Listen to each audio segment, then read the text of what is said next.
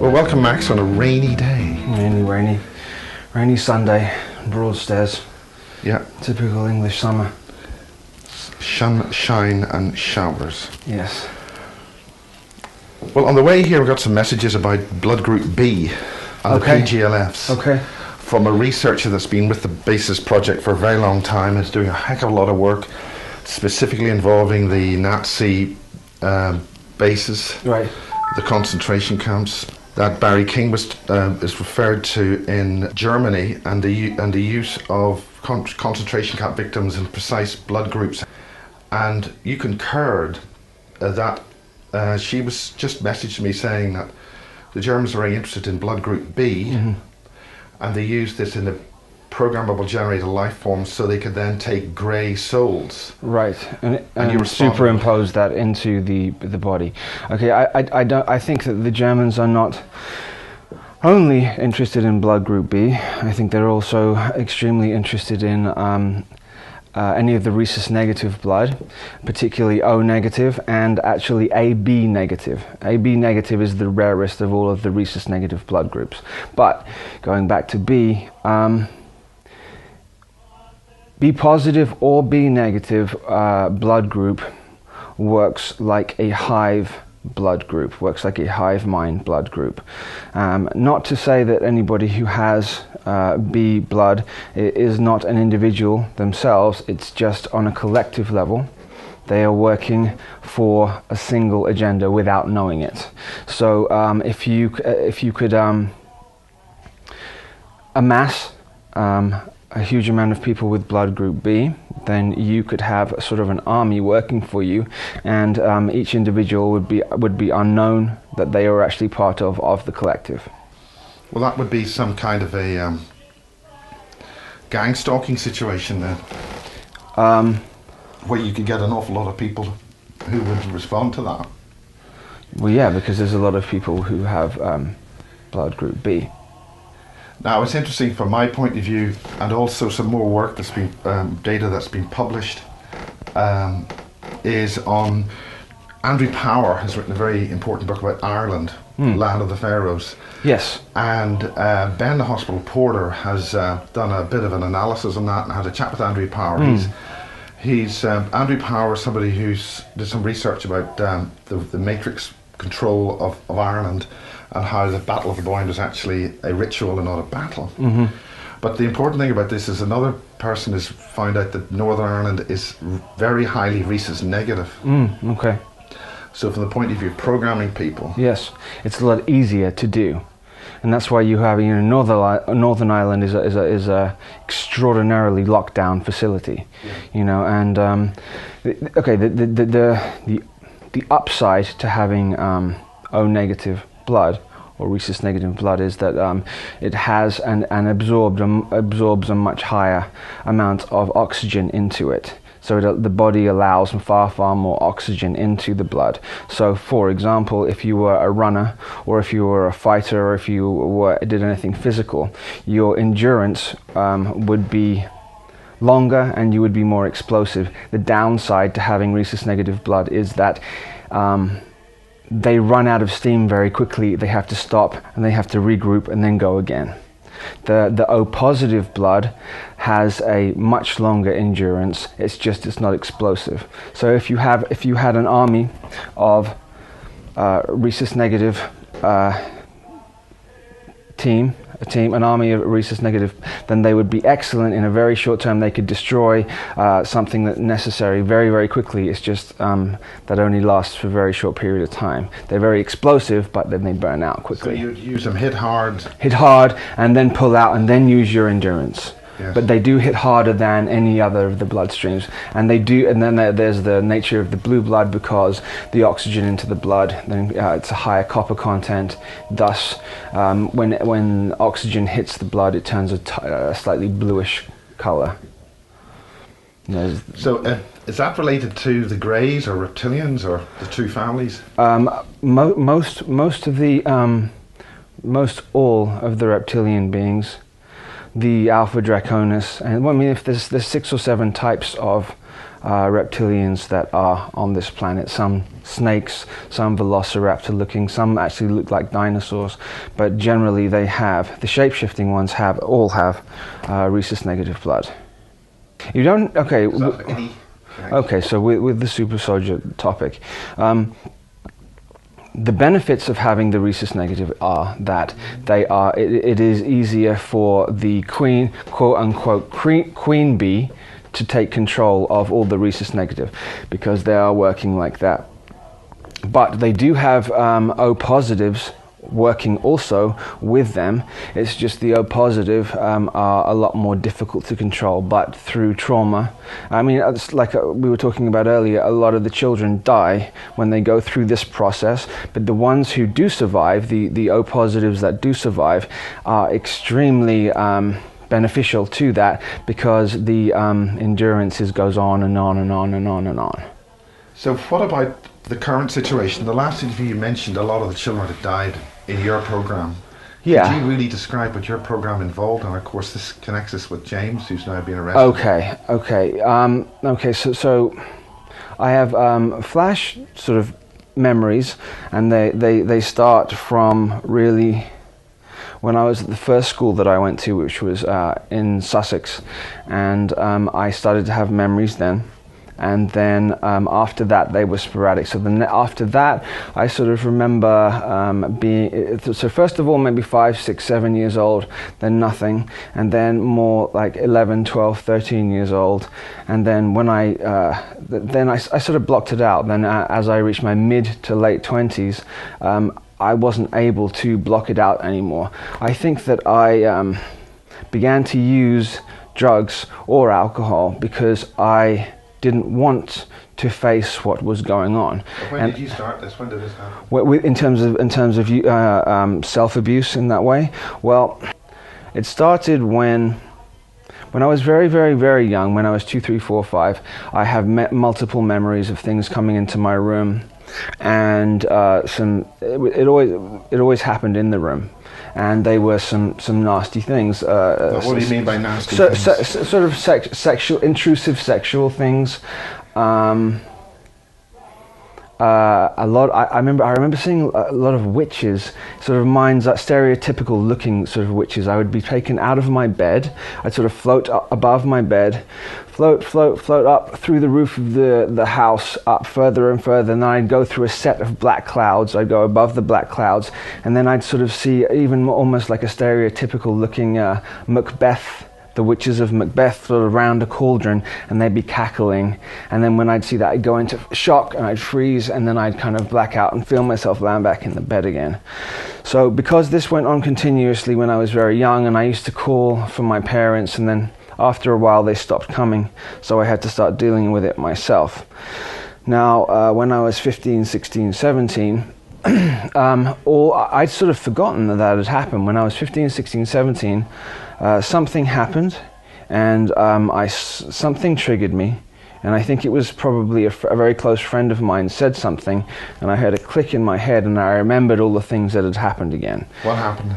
All the things I just talked about, okay, which were the unpleasant things as a kid. They all came back at once. I mean, do you think, when did that happen? I mean, do you think you were being deprogrammed or something? I think something was happening where, I mean, the main thing that they didn't want to me is to ever remember anything like this. They want me to remember. They want me to think that I've had a straight, normal sort of life with its ups and downs that everybody has, but this is, my reality is this, and that's what it was. And when I started to remember when this happened when I was 17, I freaked out, I panicked. And when I panicked, I had all these flashes back that when the sun started to come down, I started to get this terrible, terrible feel like something bad was going to happen. So what sun? What was the sun? I don't know what it was really, but I was fine. I would usually, this is in England, I would usually be fine up until about 6 or 7 o'clock.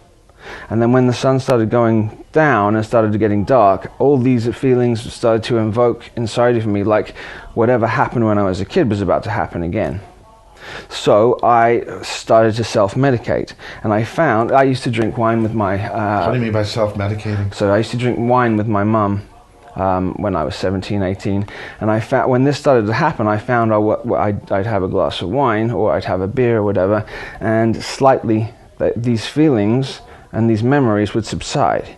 So I'd sort of worked out, well, shit, you know, if I don't want to feel these things anymore, so I found something that will repress them.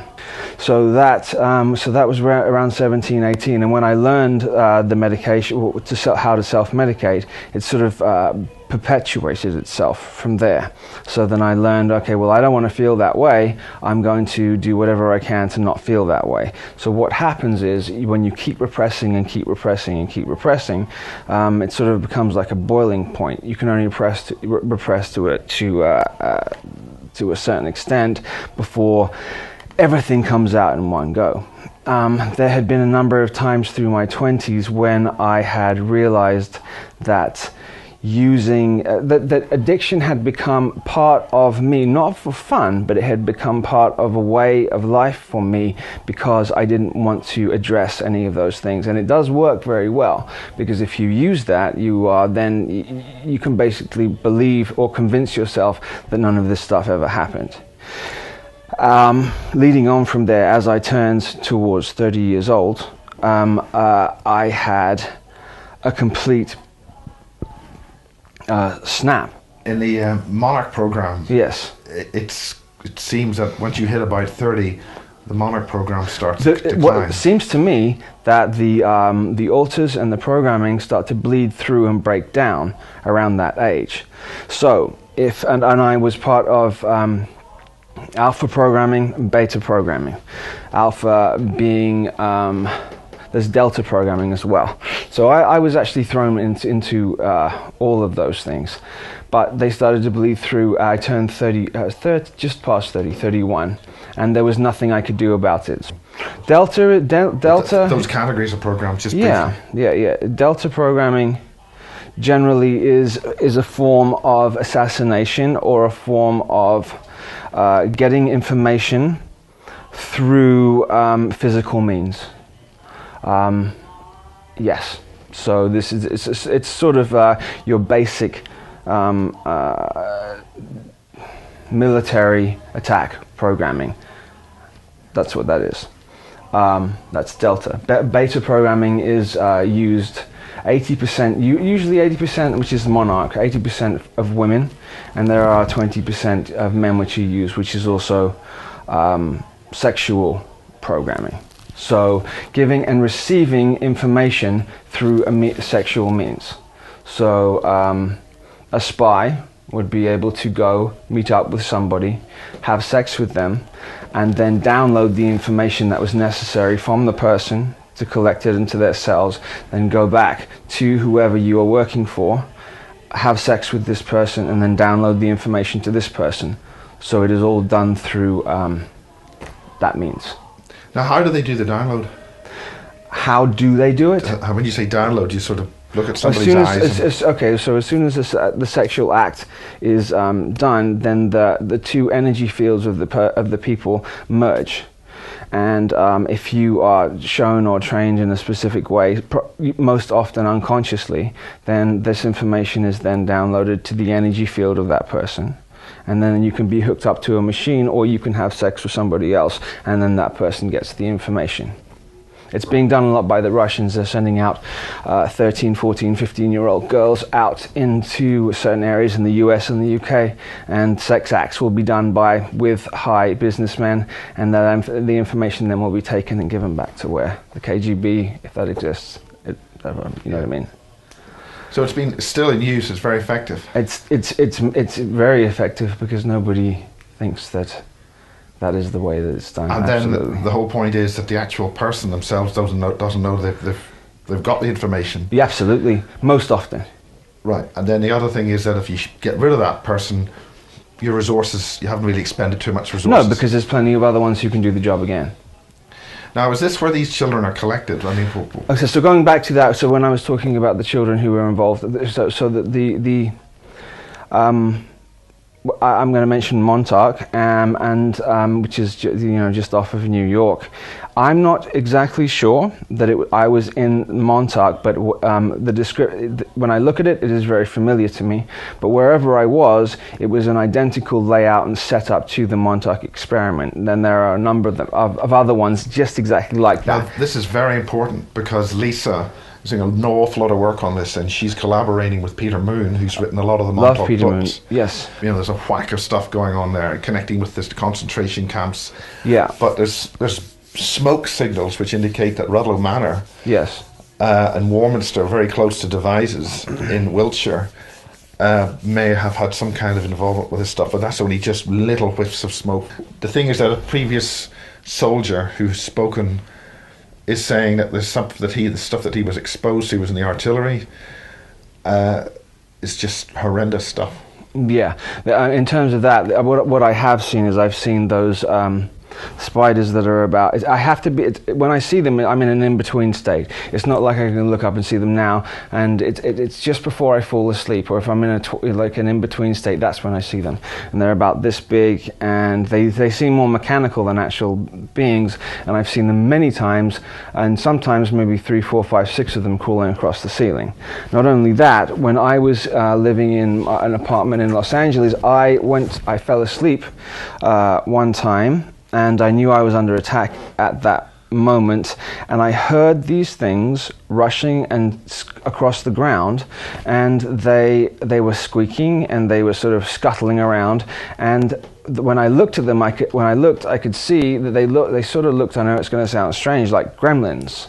They looked like actual from the movie Gremlins, and they sort of seemed to be mischievous things to cause sort of more chaos, and they always seem to be around when there was these shadow beings around too. So whatever these little scuttle things are controlled. And well, a lot of people are now seeing these things. The ones that run along the ground? Scuttlers. I saw them first in a transmitter. Kerry Cassidy says she's seen them. Lisa's seen them. Some of the crop circle people have seen them, big things, very large ones. Yeah, these ones I see are about this big, and they look like gremlins. They have ears like that, they have teeth, they make noise and they laugh. They're just like mischievous, like running around things. And they're not nice. No, they're not nice, but they're not evil, but they're mischievous, and they're working for something. They sort of hide things, and they sort of they bring around sort of negative energy too. That ties in with something that, if I can just say this ties in with something very bizarre that happened. I was living in an apartment 222, which ties in with these things. This was in Los Angeles, and one morning I got a letter in the mail, and the letter was addressed to me, and it was from something called the Neptune Society. And I'd driven when driving down Ventura Boulevard in Los Angeles, there's this huge building. You can't really see, there's windows, but you can't really see anything about it. And on the top it says Neptune Society. That's all, there's nothing else. So I'd seen it since I was a kid. I'd never knew anything about it. I received a letter in the mail, and it said the Neptune Society. I opened the letter, and all the letter was saying, it says, "Dear Mr. Spiers, have you ever considered being cremated when you die? Cremation," and it gives me all these reasons why cremation is a far better way to go than being buried. And it was about this long, and it was signed at the bottom, "If you have any more queries or anything else, please don't hesitate to contact us." So I left it on the side of the breakfast area where I was, and then I went to sleep that night. Well, at 3 o'clock in the morning I woke up, and I heard this crackling sound, and I sat up, and the whole of my kitchen was on fire. All the front of the breakfast area was on fire. The food was on fire. The flames were like coming off like this. Now, was this a actual or virtual? It was actual flames. All right. All the top of the thing was burned, and the letter that was on there had completely burned out. I ran up, I jumped, I put the fire out, and also all the gas was turned on. All the gas from the oven was turned on. Ah. Now, well, that would be one way of cremating you. Yes, I thought that was extremely... Probably doesn't do a very good job, though. I had feelings it was connected to the Hellfire Club. And because you mentioned the Hellfire Club is interesting because I think it involves Jimmy Savile, and also Yes. the methodology of Marie Kayali's daughters. Really? Attempted incineration in hospital. They like that. There's something because there's something about the element of fire which allows these beings to come the through. Ring of Fire. Yes. Well, there you go back to the Johnny Cash song. That's the Ring of Fire. Johnny, he's talking all about that. That's what he's talking about. It's a hellfire ritual. But when I got up that morning to leave the house, there was a black Suburban, tinted windows Suburban sitting outside the front of my building, and on the license plate it said "Blow You Up." And as I woke up, so they were basic. Oh, that was in the dream. This is real. Oh, this was real. The flames were real. Waking up was real. The car was real. So they're basically letting you know. That was 2011 that happened. And you know what day it happened? It happened on August the 12th. And August the 12th is a very specific day because it is connected when Sirius is at its highest point in the sky. August 11th, 12th, and 13th are called the dog days because the dog star is the most visible.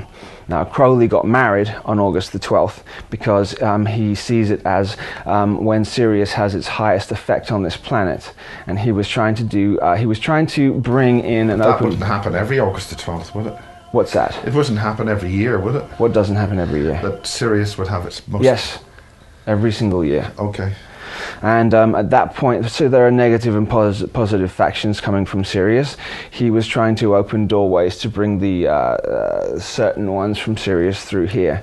When I started to get close to what was going on with that and what was going on with the dog days, they wanted me out, and I was okay. It was fine. There was a couple of other things on the 13th of August and the 14th of August. There was a couple more attacks that I had. Out of nowhere, my whole apartment became infested with cockroaches within a 24-hour period.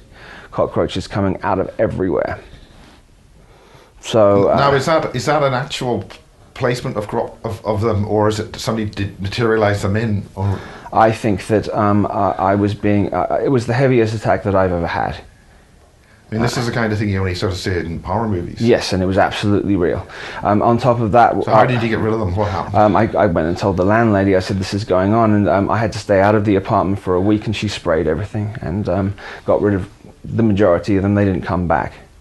And has this happened to other people? I mean, was it just a dirty apartment, or... No, this was a block. I mean, was this something... No, it was a very nice apartment. Yeah. And it was, but then the number of the apartment was 222, which is... it's a resonance of me because that's my birthday, 222. But and the important thing about resonances is that's a mechanism of getting things through. Yes, 222 is also a doorway. Right next to the front door of the apartment, there was a hall, like an archway like this, and 3 o'clock in the morning again. On the 13th, I think, I thought I got out of bed. I went to go over. I heard a noise, and something came out of the wall.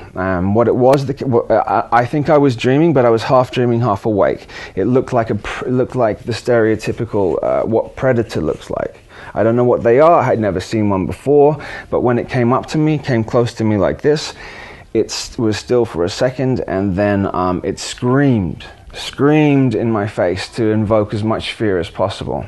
I had learned at that point, I was had a deep understanding of solfeggio and sound harmonics, and I knew the harmonics to do with my voice to try and help it, to try and get rid of it. I did this sound, which is the HU, H-U.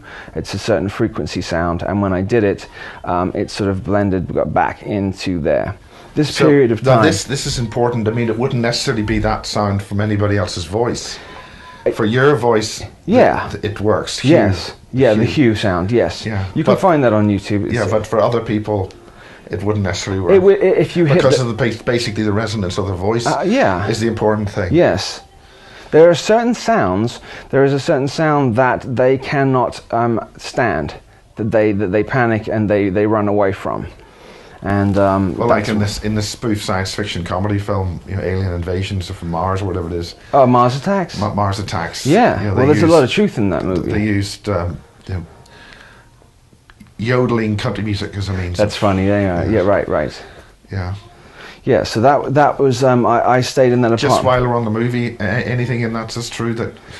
Well, I don't know that movie as well. I know They Live, and in the movie They Live, and in They Live, there is a sound, there is a frequency, I don't know if you remember it towards the end, that Roddy Piper goes to, and it's a frequency that's being beamed out, which enables these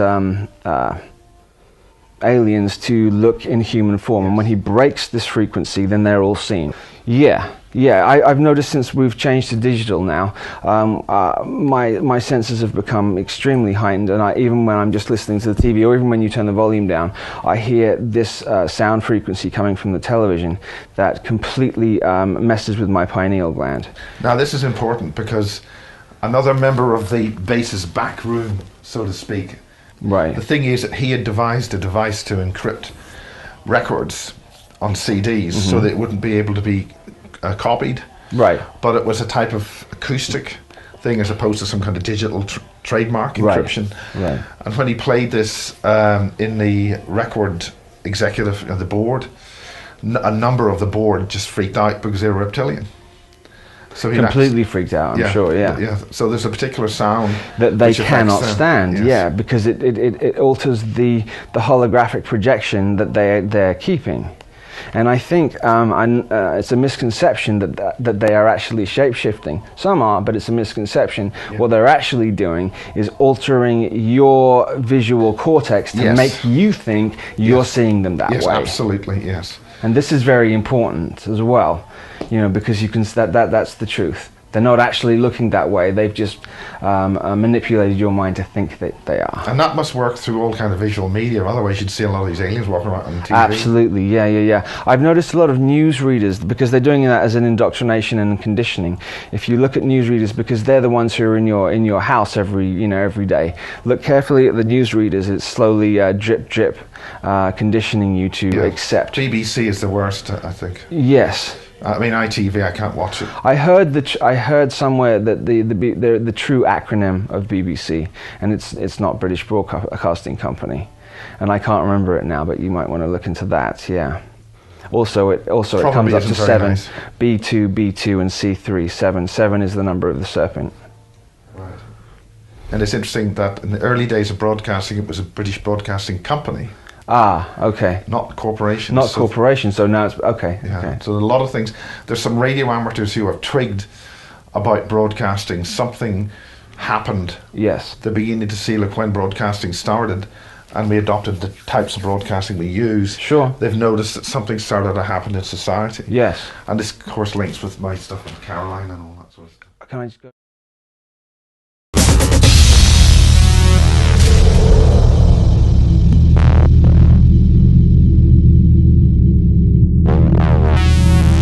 Waffling about MK Ultra switching off at 30.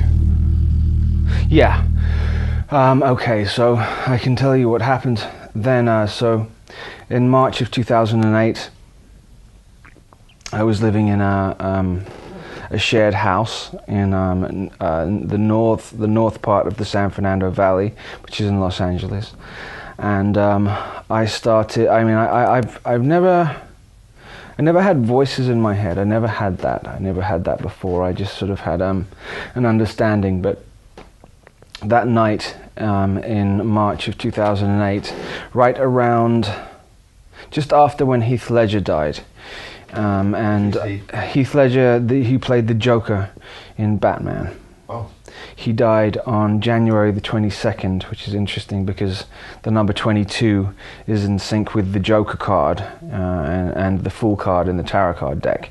And so there was, there's all the... and being a Joker and all that. Absolutely, yes. So you're suggesting that basically the Batman movies has got some kind of ritual magic involved? Absolutely, yes. Yeah, absolutely. And why was he murdered? What did he... He was murdered... his real father... wasn't the father that that is shown to the public. His real father was a very famous actor, and I've forgotten his name now. He did a lot of theatre in the 50s and 60s. I forget his name. When I remember it, I'll let you know. Why is it necessary to have a different father than your real Well, one? they often will take... In the public domain? They'll often take, because they don't want any association, and they like to try experiments, and a lot of it is lab rat stuff to test out. But I mean, it's also, you get lumbered with being so-and-so's father, and nobody watches you because of that. Right. Oh, I think you just make sure your plug's in. Anyways, yeah. so in March of 2008, some strange things started happening to me. I had some extremely vivid dreams, and then I got taken out of my body and shown that my life, as I thought it was not. The memories that I had, my childhood memories, were not what I quite thought they were. And for about a 2 weeks period of time, I was shown memory after memory after memory of what was really going on. And I remember being taken to underground facilities at different points, some of them in Sussex, some of them in Kent, and some of them with people who I knew from school, but would have no clue that they were involved at all. And I would sort of come to on a mini bus, or a bus where there were 3 of us on one side, 3 of us on the other side, and sort of in a dazed state. And then we'd go somewhere and then black out again. And this sort of led for me to, I was seeing it from in the corner of the room, but we would being given tests, and they would give something. Who was giving you? Who was giving? This? Okay, so there was a woman at the front. How was she dressed? I mean, she was dressed not uniform, but very well dressed.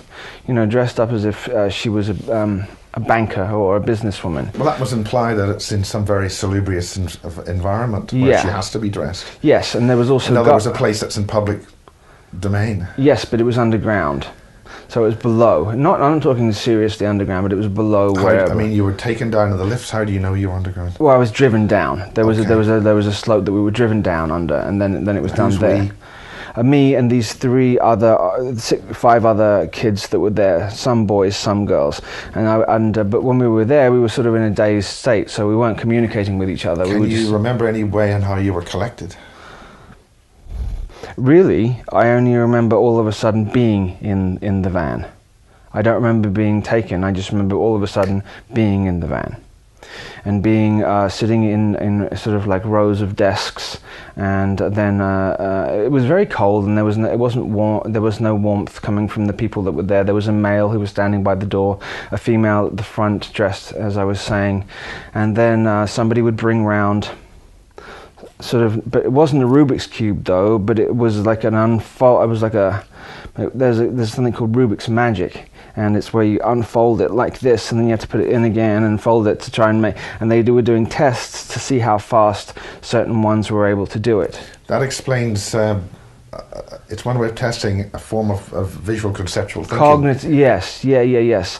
And I felt like, but when they put it down initially, I was like, what am I supposed to do? I have no clue what I'm supposed to do. And then they said, just do it. And then I started touching it, and as soon as I started touching it, I immediately knew how to do it, and I did it very fast. So some of the other kids, and the kids were at the time when this was going on were about 5, 6, 7 years old. So I was looking back at a previous memory rather than something that was happening now. Is this painful to remember? It's because it's so because it doesn't fit into the timeline of what I thought my life was. It's sort of very confusing. It doesn't make sense. Who allowed that to happen? Why was that okay? Where were my parents at the time?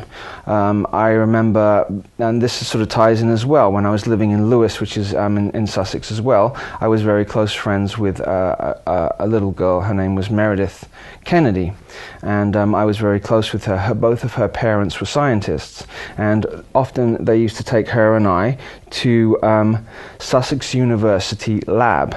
There was a lab there, and I remember getting in the car and being driven there, but then when we'd get driven there, the mother or the father would leave, and then we'd be left in the car, and then some strange things would happen in the car. I kept thinking the car was rolling, and then sort of went dizzy, came back again, but I have flashes of memories going inside of the lab, Now recently I've looked into it more, and Sussex University is an arm. There is an arm of Tavistock that works right out of Sussex University.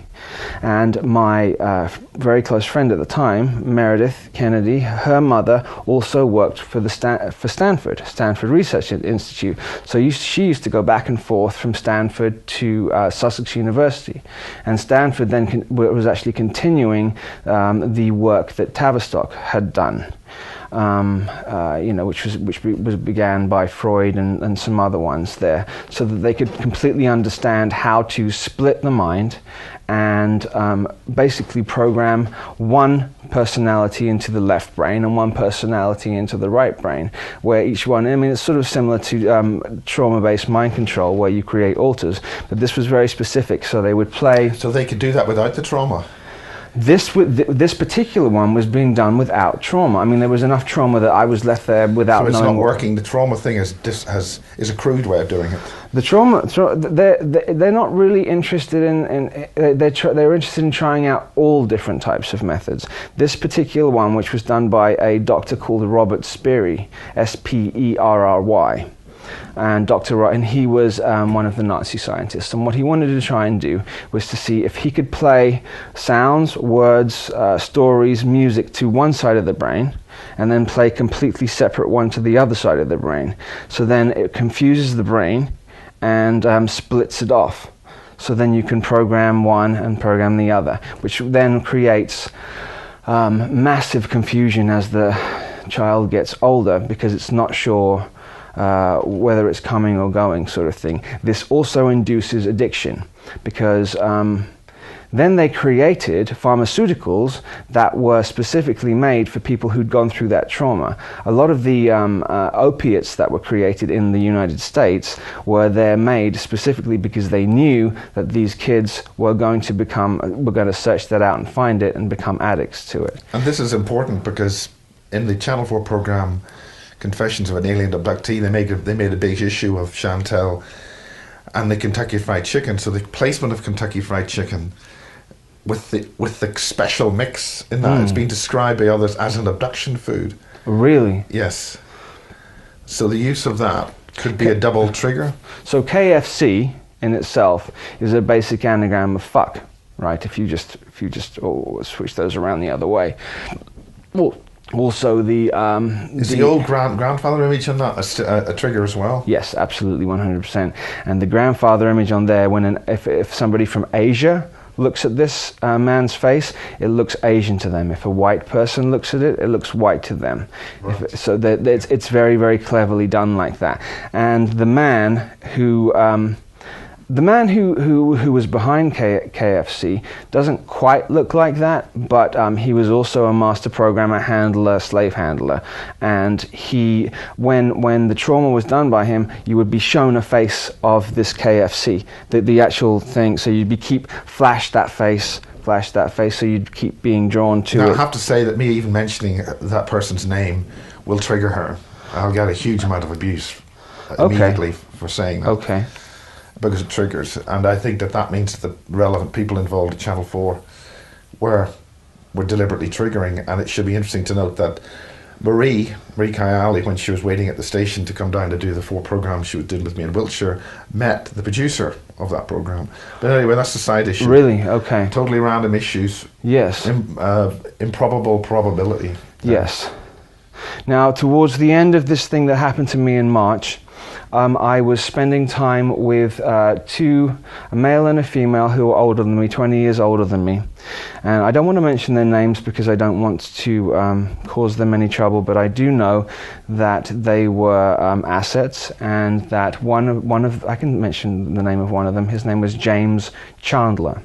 And he was maybe in his mid to late 50s. He grew up on an Air Force base. He grew up from when he was That's a familiar name. I've heard something like that somewhere now before. Chandler, you take the C off, you have Handler. Now, when I was going through this massive trauma, in this onslaught of memories that came back in March, he said to me, look, come round, everything's going to be fine, come round here.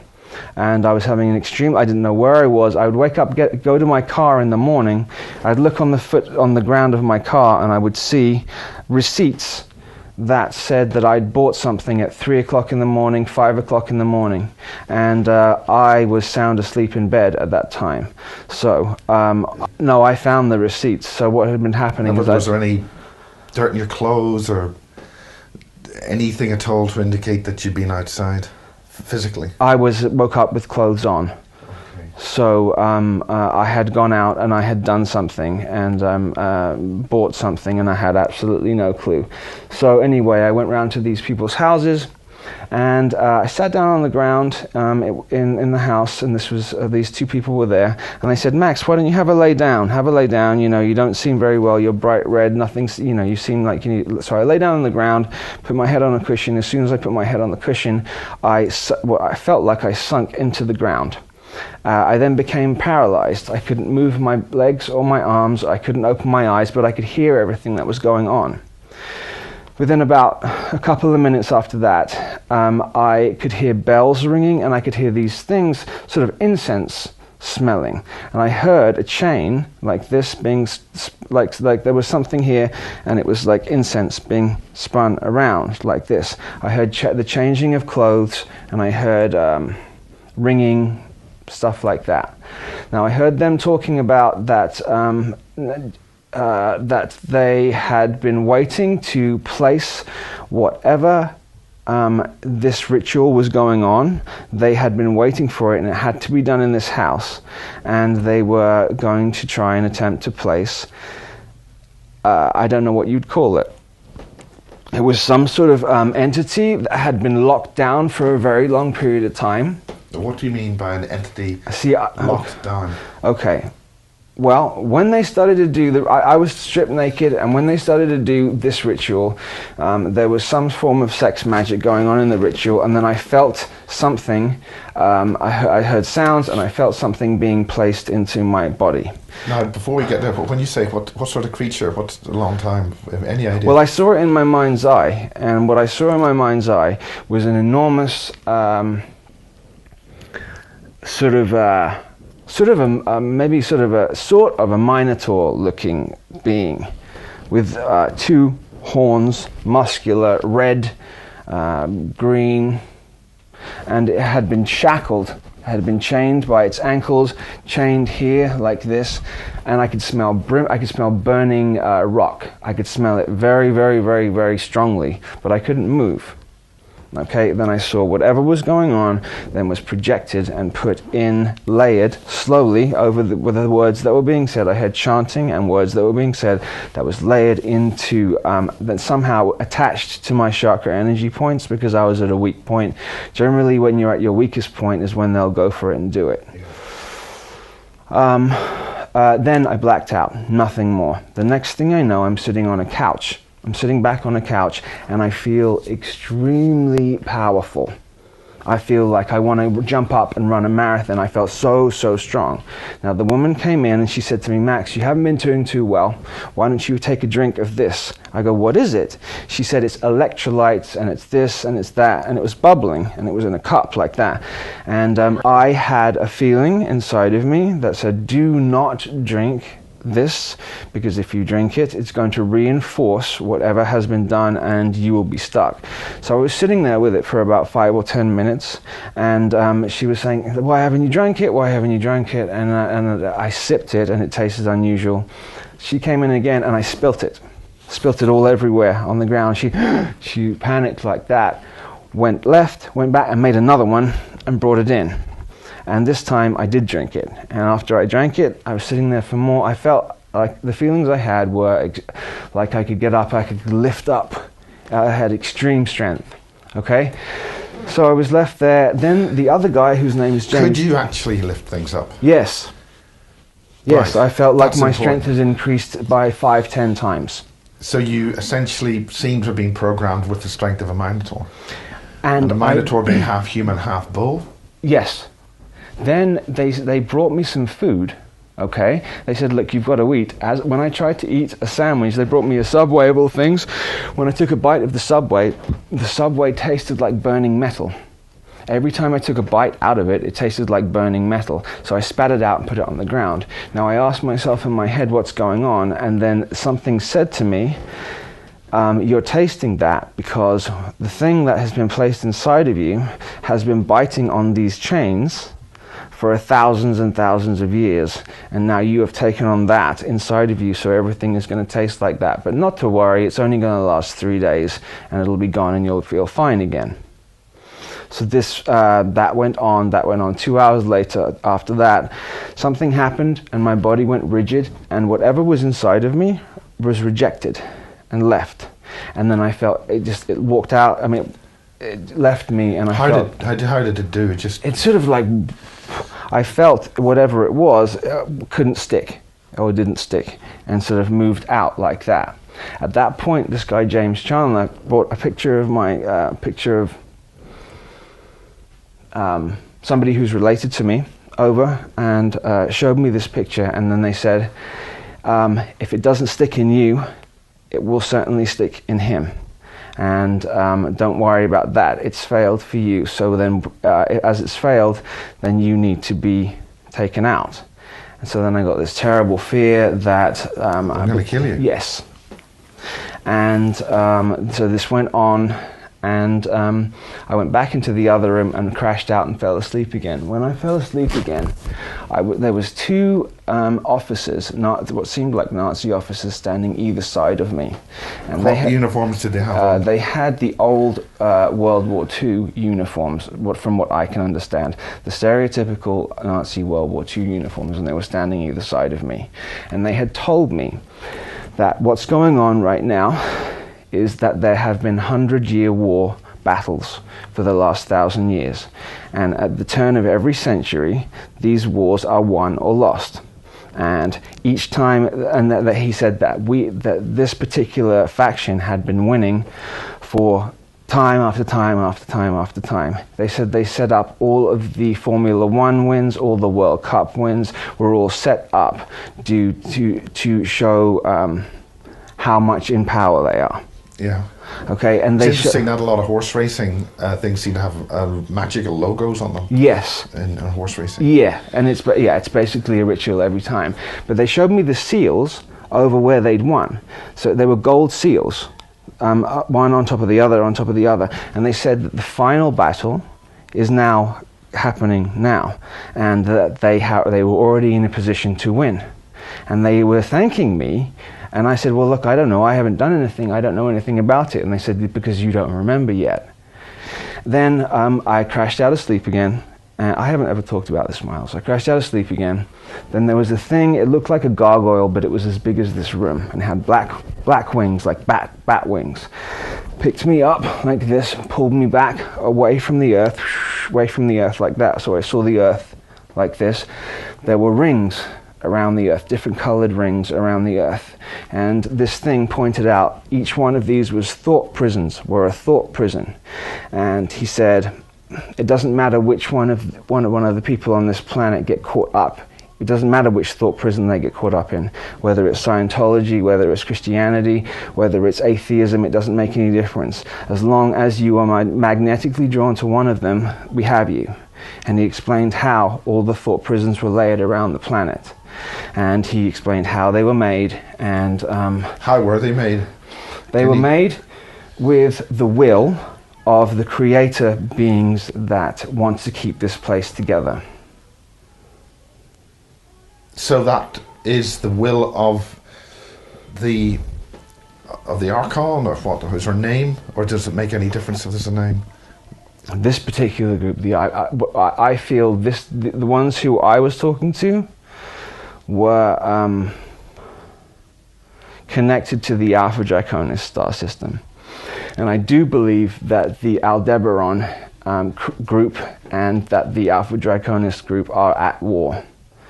And I believe that it's been an ongoing war for eons and eons and eons.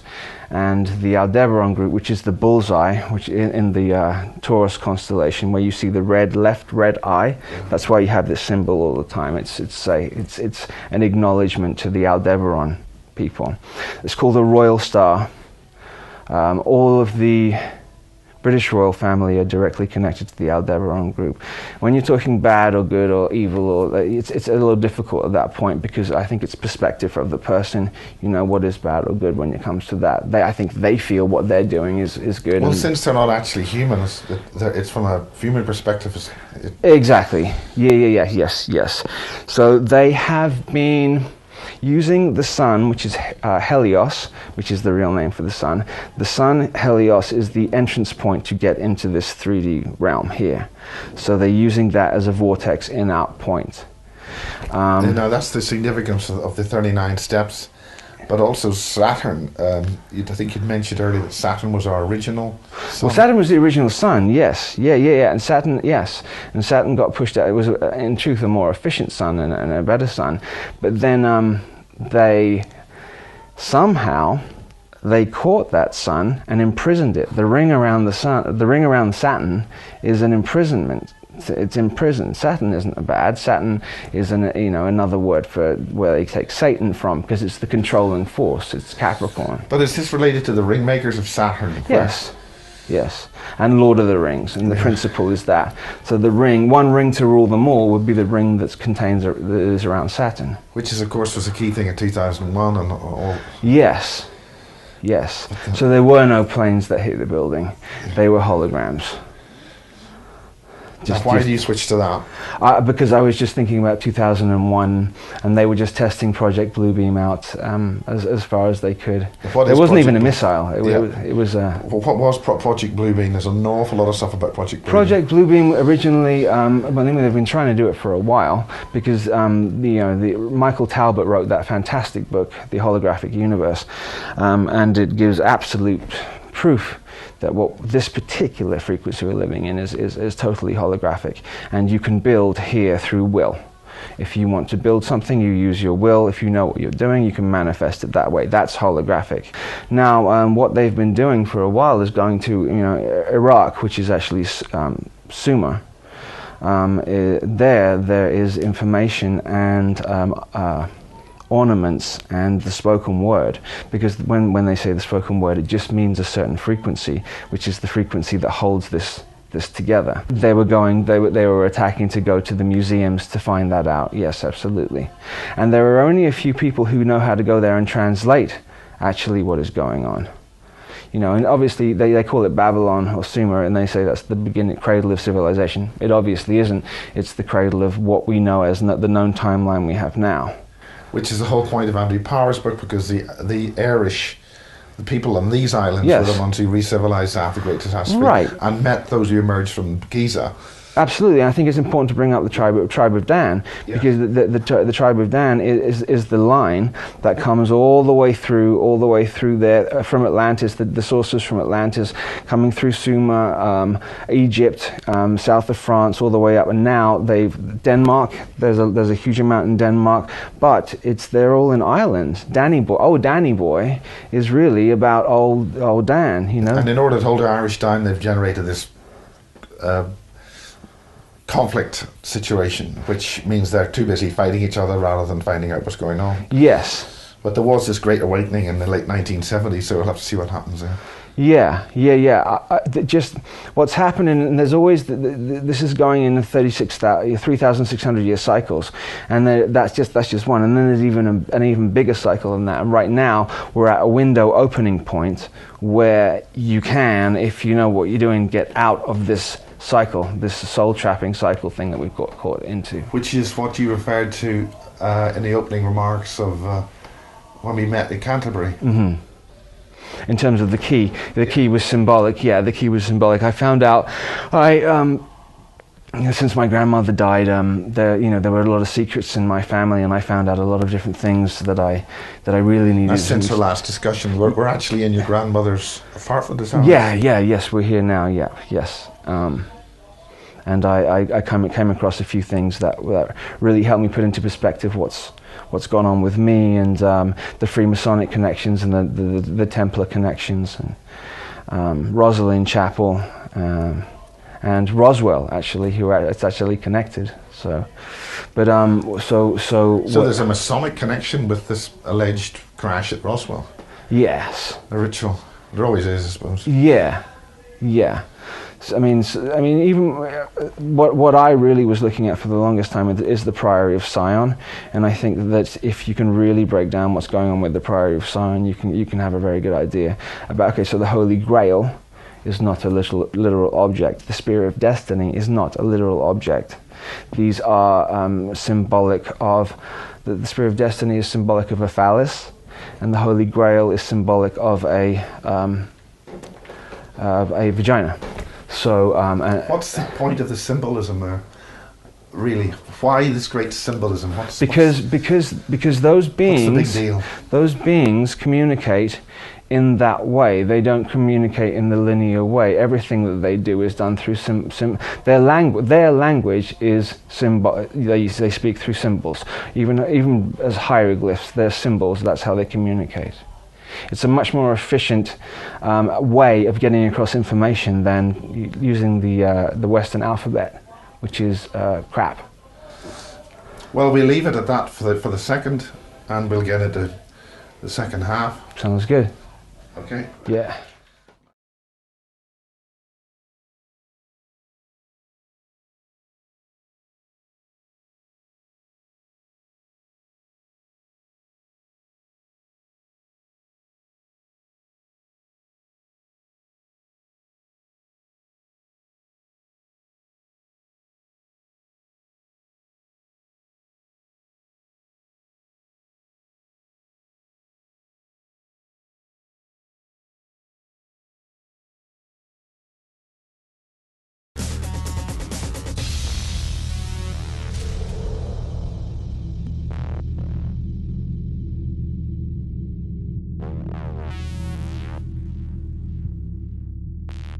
Basis 37, July 13th, take 2, take 1.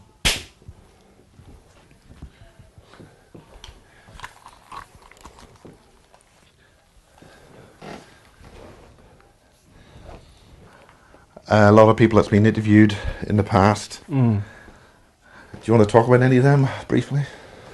You mean the people that you've interviewed before, but in the earlier bases? Yeah.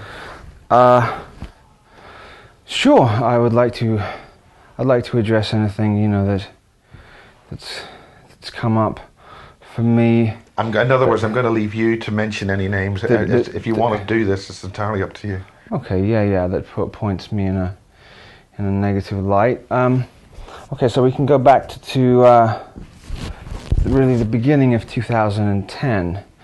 Now I'd spoken to Michael. I'd spoken to James Casbolt before then. I'd spoken to him really. Him and I were corresponding in 2008. When did you first meet? Were you part of the same program? Right. I knew James Casbolt from when we were very, very young. My first real flash memories of him were around when I was 5 or 6 years old in Brighton. And I think I've talked about the thing that happened there. But him and I remember him playing video games with him then at a specific swimming pool in Brighton Hove actually. So yeah, there's bits and pieces of memories there, but as an adult. Before we get that far, yes. Are there any other children involved in this collection of children that you were part of? Yeah. Yes, there were. None that I can say, this person, no. There were, majority of them were English, but there were a couple of American girls there too. How many? How many? Two that stand out to me. 2 American girls? Yeah. One I know, one nobody else, none of the audience will know.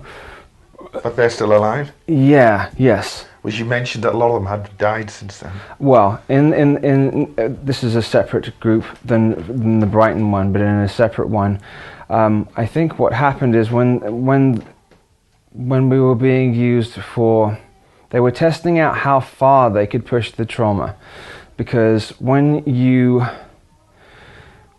certain sex rituals are done to a child under 5 years old, when a child is raped, and when a male child is raped, what happens is it releases the coiled serpent or the kundalini, which is at the base of the spine, and it is opened up before it should be. Everybody has the Kundalini raise at some point. Maybe not everybody, but right. So it means coiled serpent, and it sits at the base of the spine. And when the serpent uncoils, it goes up the spinal column like this, and comes to the brain stem there, and you come to an enlightened understanding. So you become an enlightened one, or the Illuminati, the illuminated one. When a male child is raped before the age of 5, it goes through something called vasovagal shock. Now, when it's penetrated, the coiled snake uncoils very, very quickly, all the way up the spine to the top of the spine, and explodes here in the brainstem, which then shatters the consciousness into many, many pieces, like smashing a mirror. Then, so all this ritual all this kind of abuse that's been happening with many politicians, allegedly, a lot of stuff coming forward now about British political parties, British media, British thing and all that. There's a huge amount of stuff coming out now. Is that all part of that? You cannot be in a high-level person in the Illuminati unless you have been illuminated by the Key of Solomon. Now they call this rape. They call rape like that to a young boy the Key of Solomon. And when that happens, when it bursts up here, it shatters. Then you are able to program these different altars. But not only that, when it shatters there, you have a photographic memory.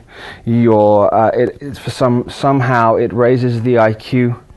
It does a number of different things. Everybody who is in a position of power now has had the Key of Solomon used on them, so they have been raped in that way. Which means that the whole structure of power in Britain, yes, the UK, probably Ireland, because of the recent terrible things about 900 children, 800 children ritually massacred in Ireland, that means the whole power elite has been... Yes. Yes, and they won't have you in the power elite unless it's been done to you. Just off sidetrack, Barack Obama, his middle name is Hussein.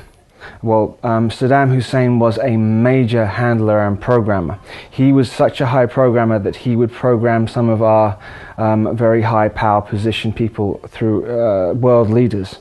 And Saddam Hussein programmed Barack Obama with that way. That's why he has... Do you know any others he programmed? No, but I know that him and Hillary Clinton worked as a duo to do that. No, I don't. I mean, Hillary Clinton. Bill Clinton was programmed by Saddam Hussein too. All the Rhodes scholars, all of the Rhodes scholars have to be illuminated. Have to have that done to them. Why an Arab like Saddam Hussein? Well, he had technology. He had hold of technology. He had hold of Stargate technology. That's one of the reasons why he was at one point he was one of the most powerful men on the planet. And the technology that he had was off the charts. Now, this is very similar to what John Irwin has said in his book, One Step Beyond the 16. Yes, yeah. Amongst other things. Yes, he had that. It's sort of similar to there's a movie called Contact, and that spinning thing there, which is able to shoot you through to different dimensions. So he had something similar to that. There's a few of them around, but he had control of that. He comes from, he's a direct descendant of Genghis Khan, and that bloodline, the Genghis Khan bloodline, who incidentally had the most powerful, he owned the most land of anybody on this planet ever. Even more, I mean, the British Empire was secondary even to Genghis Khan's empire. And whatever... Now, it's something that's been maintained on horseback. That seems to be a pretty big deal. Right, because in truth they weren't just using horseback. I mean, what were they using? They were using interdimensional technology. Yeah. And Genghis Khan bred with multiple women, so he could continue that bloodline. Which is that what Casbolt's doing, by doing all this contact with women, by having some kind of psychic link? There's been discussion that it's some kind of thought virus he's instilling in these people. Yeah, Yeah. Whoever's controlling him. Well, I think that when the wars on Mars went on, there was a 100,000-year war, and a lot of us were involved in this 100,000-year war. And while this was going on, between who? Between who? So the basis of it was between the Lyrans, or the Nordics, and the Dracos, because the Dracos are chasing the Nordics around because they want their DNA, because that allows them to maintain the holographic projection of a human being whilst they're here. So the 100,000, this was a long war. Eventually, at the end of it, what happened was that they had to call a ceasefire because so many were killed on either side. But there was a disease that got out, a virus that got out during this war, and a lot of us who were very involved in what was going on, generals, commanders who were up there, contracted this virus. I mean, it seems as it must have been created. It was created virus, yeah, and a lot of us contracted this virus, and what this virus was, some of us took it on board, took it and merged it, superimposed it into our own physical body to try and overcome it. And then now a lot of us still have it. I have it in me still now. What does it do? What is it? Well, it's vampirical. It's sort of like it's like a stereotypical vampire. So what does that mean? You shapeshift and your teeth go long and you bite people at night? It means that. Well, yeah, but only somebody who was able to see or sensitive to that would be able to see it. It's not as if I would change now into a monster like that. So if you're sensitive, you can see it. What is the true shape then? Of this particular one? Well, from this particular vampirical virus, they tend to look, this vampire sort of thing looks a bit like that old stereotypical vision of Nosferatu. Very, very pale skin, bald head, sort of dark eyes and sharp teeth, like that. From the original movie? Yes, like that. Looks sort of like original silent movies? Yes.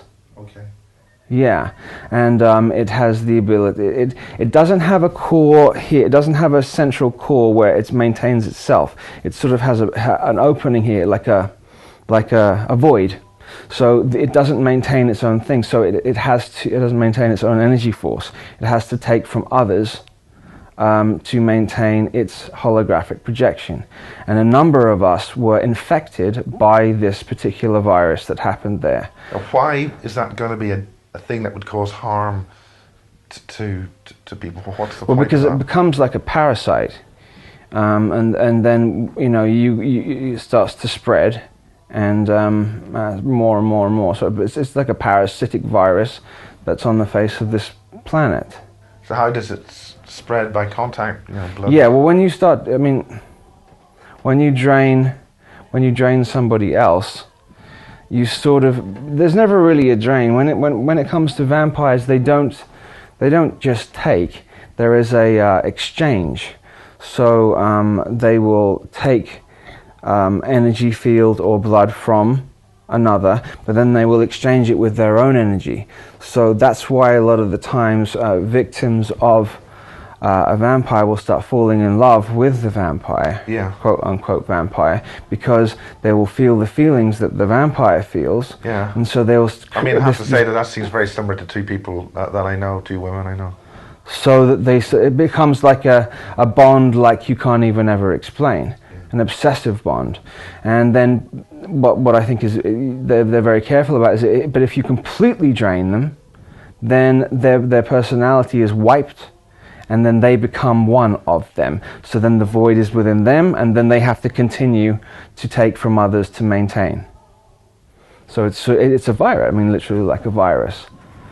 For me, what I have come to the conclusion now, what happened with me is I absorbed whatever that energy was, whatever that consciousness was, into myself. And that's why when I was born here, or on paper when I was born here, I had that line go down the center of me, which was red and yellow. So the left side of me is a higher vibrational Syrian being, a blue Syrian being, and the other side of me is whatever this virus is that I've taken. And it's been a constant internal war to try and which one wants to take over the sides, each side of it. So if the Nosferatu type thing takes over, then I become a complete, whatever that does, which is continues with the virus. Does it happen on full moons and you've got to... Oh, well, I have extremely weird things happen to me on full moons. Yeah, actually, it happened yesterday. I'm being a bit silly.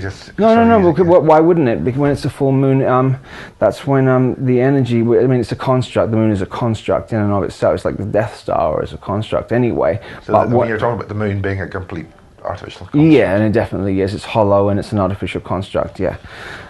Any other information you know about it? Well, they're using the moon as a transfer point.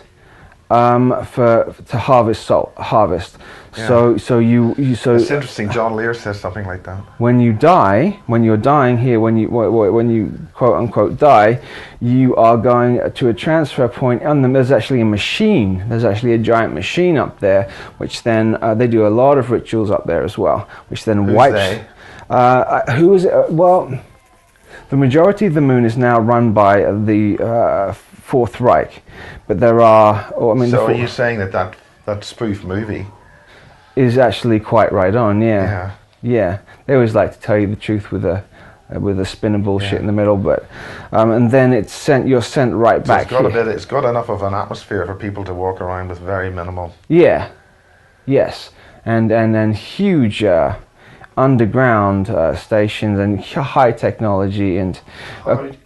So what you've got the Saturn as we have now with the ring around it projecting out a false reality pockets. False reality. It hits the moon, and the moon is working like an amplifier, which then creates and projects the false reality onto this planet. Right. So we're living an inverted reality here. It's not how it doesn't. What do you mean by an inverted reality? Well, an inverted reality in the sense that. You succeed by doing bad. You succeed by fucking over. Excuse my language. You succeed by screwing over your fellow man. If that's if you want to go along with that. I don't care if you succeed. I'd rather not succeed and be okay and take care of people I love. So whether or not success is not. I'm not interested in that. What I'm trying to do is change the frequency here, so that ceases to exist anymore. You're talking about the moon? The moon being an amplifier, yes. The moon being an amplifier. And, yes. Well, it's interesting that they've announced, NASA's announced a contract to go to Mars with Boeing. Yeah. They're using a very similar rocket to the Saturn V. So that seems like a load of hooey for a start. Yeah, totally. Yeah. Only 2 solid rocket boosters. I'm being an anorak now, but if you're going to launch the kind of weight that you expect to lift, to go to Mars, you'd expect rather more than just a big tin can tank and 2 solid rocket boosters, was that essentially all the shuttle had. Yeah. Then they've got the jump rooms in on Sepulveda Boulevard, which is in Los Angeles too. Which is right. I lived on Sepulveda Boulevard at the ages of 5, 6, and 7, and I didn't go to school at that period of time. My parents didn't put me in school, and I spent a lot of time by myself. And there are jump rooms at 999 Sepulveda Boulevard, which was maybe 2 blocks away from where I used to live. And the nines are significant. Well, it's just, as I said, everything is reversal. So, you have 666, but what really is 666? It's not quite what. It's the interdimensional gate. Right, and it's also talking about raw human being. The carbon atoms, 6 carbon atoms, 6 oxygen atoms, 6, I think. Oh, right. I didn't explain that. It's the 666 is also it's also explaining to you time.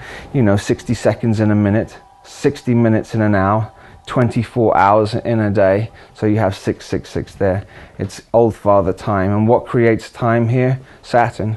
Saturn is manifesting the false reality of time here. So the big illusion is time. We have such big people in the past, the land of the giants, yes. Huge humans. I'm not sure that they're gone. I just think the holographic projection is not suited for them for us to see them what they really look like. I think they're still here. There's an island where they have all the dinosaurs there already. They're still there. You're talking about the movies now. But that's a real place. They have that. Where is that? Well, it's an island off the South Pacific, from what I mean. George Lucas and Steven Spielberg. Steven Spielberg is SS. George Lucas is a CIA insider. And are you saying that the good Jew like George Lucas is he Jew? George Lucas isn't. No. Oh, sorry, I talked up Spielberg. So. You know, and I'm not saying anything bad about these guys. But all these things are relative, and really, absolutely, the good bad thing is really academic, and really, if you apply those sort of terms, you're going to miss the point. Absolutely, absolutely, yeah. With the dinosaurs on it, well, they're still doing experiments and testing them out. They're testing out what the abilities are, and if they can take certain parts of DNA from these dinosaurs and place them into human beings, what extra attributes. Just continuing with the stuff that Barry King's father discovered in World War II. Which was?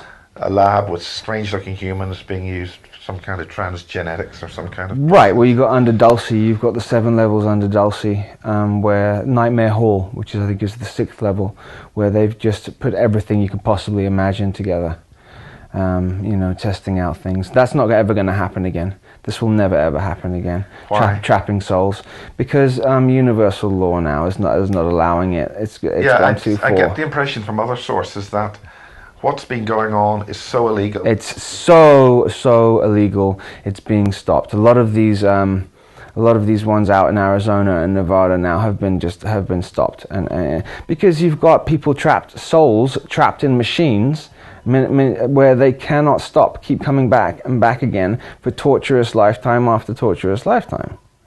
And this has been, you know, over and over again. And, you know, and you talk about, well, okay, well then, you know, you want to leave? How are you going to leave here? Kill yourself? You kill yourself, you're not leaving. You're in even more trouble. So we're all now trying to find out how we get out of this prison without walls. What do? We look inside and understand we have to look inside ourselves and understand what's going on. Because really, all of this stuff is just a reflection of what we think about ourselves. So the 9/11 thing is a mechanism for controlling that. That was a huge Stargate ritual, and between those two buildings, when that happened, it opened an enormous. It was a Crowley ritual, and it was connected to the Boleskine house other doorway that he didn't bother to close. But the one in Loch Ness. Yeah, he didn't close it. He couldn't close it. Or did he not close it, or couldn't close it? He couldn't close it. It was too much for him. He couldn't. Piled in all these lower fourth dimensional beings that are here now. I didn't want to take part in any of that, so I stood well back. Because these things are. We're talking about the Goetia demons, the high Goetia demons that were locked away for a long time. And why are they called the high Goetia demons? Well, you know, in the 72 Goetia demons are ranked sort of similar to our aristocracy here. They have dukes and princes and kings and like that. And Crowley wanted to release them here, and the 9/11 ritual released a lot of them like that, because they want to create hell on earth. They want to create, well, hell is not the word they'd use, but they want to create the lower fourth into 3D here. Yeah. Because they like that. That's what they like. They like that. They're slowly introducing, so making it more acceptable that pedophilia is okay, more acceptable that heinous crimes are okay. Yeah, I think this is important, that a lot of real bad guys are given the sympathy thing on TV. And we don't want to push that analogy too far in the present circumstance. Right, yeah, there's a few names I could say, but I'm not going to say any names because, you know, we don't want to do that. So there's a lot of basically demonology. What does it really mean? These are other types of dimensional entities? Yeah. They've got their own worlds to live in? They don't. They're just off this frequency. They're in pockets. They're in a pocket just off this frequency. But they were locked down a long time ago because they caused such havoc and mayhem. The dark sorcerers. Is this what you referred to earlier as going to oblivion, but you can recover? The void. You mean? Yeah, they were locked in the void. In Superman 2, the original one, not the crap remake, you see Jor-El locked in these 3 particular demons in this thing, like this and they were locked away. Well, that's symbolic of a lot of these Goetia demons being locked down. Now, when you use Goetia magic, each one represents a different thing, maybe for money, maybe for food, maybe for power. So if you know what you're doing, it's necromancy. If you know how to, necromancy is about the summoning and raising of these particular things. You can summon them. Jimmy Savile's stuff? Yes. He was actually very, very high up. Well, he obviously must be because of the clearance he obviously got. Yeah, very high clearance. Which is a big alarm bell for the whole echelons again. Absolutely. But you can summon these, and if you do what you're supposed to do, if you do what they say, and they'll do you favors. And that's at a cost. Oh yeah, in the end it's at a cost. Yeah, you're selling your soul. And they'll have you after. Yeah, and that means short-term gain, long-term loss. You can even have what seems like long-term. You can have a lifetime gain. But but after that, you're always going to lose somebody close to you, because they always want somebody. They always want to take something from you that's close to your heart. What happens to those people who are taken?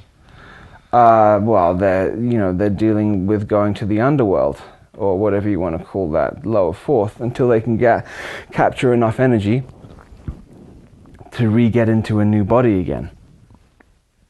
They're about staying here. They don't want to go anywhere else or raise vibration. They want to stay here. So they're fighting to get back into a body again and do the same thing again. Which is why we got all this thing, cyborgs, be able to have machines which last. Yeah. Well past the human lifestyle. Yeah. But there's a way of doing it where you can rebuild the flesh and blood again as well. You don't even have to have cyborgs. You can do it with, especially with the cold-blooded, like the reptilian cold-blooded. It's much easier to build the building blocks of them than it is the mammals. Well, that's interesting. That one of the things that the Casbolt mentioned was the certain people in charge, certain agencies had lived a long, long time. Yeah. Yes. Very, like 100 years plus. Yes. Probably more. Way more. Yeah. Yeah. Absolutely. And that's a lot to do with it's the blood. It's being able to. You can just change your blood again, or you can take somebody else's blood and maintain youth. Keep maintaining youth. But what they're desperately after is the Holy Grail, which is which is the Priory of Sion, protected for the longest time. You can get hold of that. That's eternal life. But the Holy Grail is really blood. It's blood from a certain stream. I mean, the Ark of the Covenant. That's a different thing, yes. Gold holds the souls. Yes, and gold is soul energy, yes. Gold is soul energy? Yes. The more gold you have, the more soul energy you've got. Right. That's why they're obsessed with it. It's very interesting. Somebody I know recently had a lot of really yellow gold, when you could pure gold. Really? Yeah. Yeah, very powerful stuff. Yeah. Okay, you haven't really mentioned. Okay, we mentioned. Is there anybody else you want to mention? Yeah. I think it's important that I bring up Anya Briggs, because there's been a lot that she's said over the last few years, and she's on the surface she's a reasonably nice girl. I don't know her. I don't really know her at all.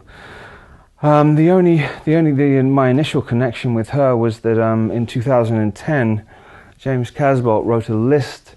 I think it was a list of about 10 people on it, and on the list what he wrote were a list of people that were involved in MK projects, this project, that project. So it's kind of like, okay, well, are any of these lists got any credence at all?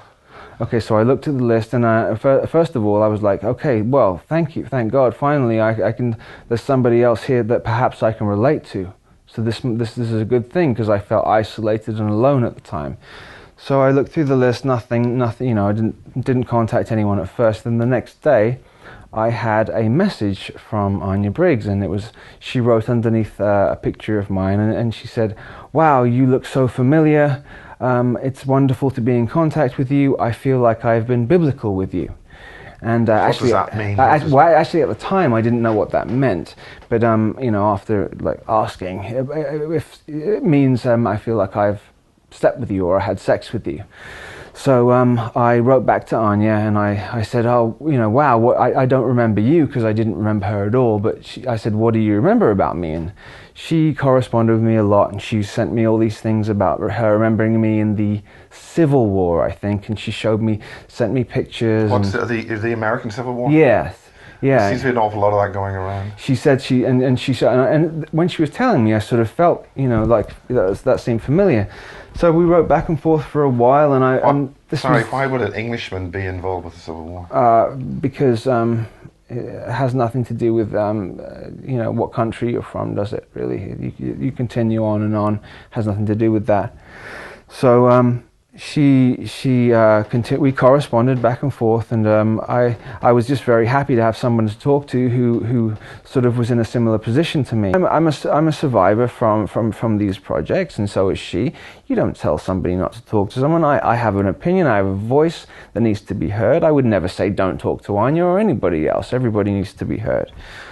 She is acting, you know, like a woman scorned, and I don't have a problem with her. I don't have a problem with her. I have a problem with her slanderously speaking about me. But in general, she's a human being. She's suffered, and you know, we're all trying to come together to try and work this stuff out. Finally, just this little bit of other people or anybody else. That you want to talk about, no pressure, just Sarah, totally. Sarah, you know, I spoke to Sarah Stanger a few times. A lot of her stories paralleled mine, and again, she's English and she's been in these programs. She mentions James Casbolt and lots of stuff and lots of different things. I sort of remember her. Sarah Stanger is a lot more familiar to me. I mean, she claims that James was actually one of the people who was I can't quite get the term, but responsible for, I can't really get the term, but James is involved. Yeah, and I sort of remember Sarah too, and we'd spoken before, and she said, it feels like I'm sort of like her and I are brother and sister. So she wasn't one of the people in your original Now, group of children? I don't know that for sure, but that is possible. I don't know that for sure. I don't remember Anya from any of this stuff. I don't ever remember her. Yeah, outside. I mean, of we're that. not talking adults in their 30s now. What's that? Yeah. I mean, this is, you know. Yeah, I think Anya's always, you know, mid-40s or something, but Yeah. Sarah Stanger's... I mean, the basis thing, I've been doing this for over 20 years now. Yeah. So these programs have been going on a long time. Oh, yeah. Sorry. There are phases of it, yes, absolutely. There was one particular one that cornered the group of children that were born in the 50s and 60s, and then the mid-70s seems to be when they sort of changed it a little bit. Mannequin came out in 1972, the forerunner to Mannequin was Puppet Master. Yes, Puppet Master, yes. You're corroborating something that Barry King said 20 years ago. Okay.